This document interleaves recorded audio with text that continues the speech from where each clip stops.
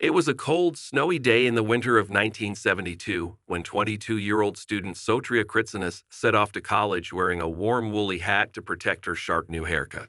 She had already been waiting the better part of an hour for a bus when a pale yellow Volkswagen Beetle pulled up at the bus stop on Seattle's Rainer Street and the driver gestured for her to get in. She didn't recognize the man, but was grateful that he had stopped. Podcaster Mr Ballen explains that Sotria was already late for school and looking forward to seeing her friends. He explained, despite that she loved her new hair, in fact, she deliberately worn this big hat to hide her haircut because this would make the reveal to her friends at school that much better. She was delighted when the VW driver offered her a lift to school and eagerly jumped into the car. Sotria sat back in the seat, enjoying the warm air blasting out of the vents, and as she did, she looked out her window at the familiar route passing by. Mr. Ballen continued. But alarmingly, the route stopped being familiar. The driver indicated to take a turn onto a busy freeway, and Sotria was about to point out that they were headed in completely the wrong direction when the driver smiled and said to her, "You know it's a terrible idea to take a ride from a stranger." Even more worryingly, the man then started rummaging around underneath his seat as if he was looking for something. Sotria even considered opening the car door and throwing herself out of the moving vehicle, but realized to her horror that the door handles had been removed from the passenger's side door.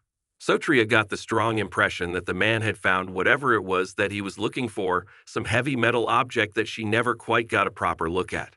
But then something strange happened, Mr. Ballen said. The man's face changed from determined and almost cruel to confused.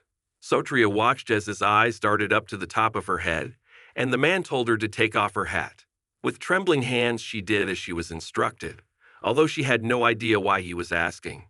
When the hat was off her head, the man looked shocked and he dropped whatever it was he had found under his seat. Sotria heard it land with a heavy metallic thud. There was a long, tense silence, and then when the man finally spoke, he just said, "Why did you cut your hair?"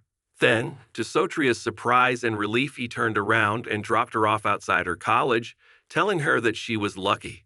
She tried to put the bizarre experience out of her mind and didn't even report it to the police at the time, given that the man had been weird and creepy, but hadn't actually harmed he ran anyway.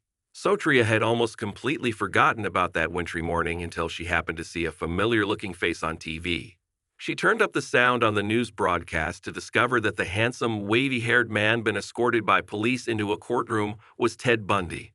The infamous serial killer had lured dozens of young women into his fellow VW Beetle before bludgeoning them with a tire iron and raping them, before mutilating their bodies. Bundy eventually confessed to some 30 murders across the U.S., but the true death toll is believed to be significantly higher. All of Bundy's known victims were young white women, like Sotria, and most of them had long dark hair, parted in the middle. Sotria believes to this day that the haircut she had that year had saved her life.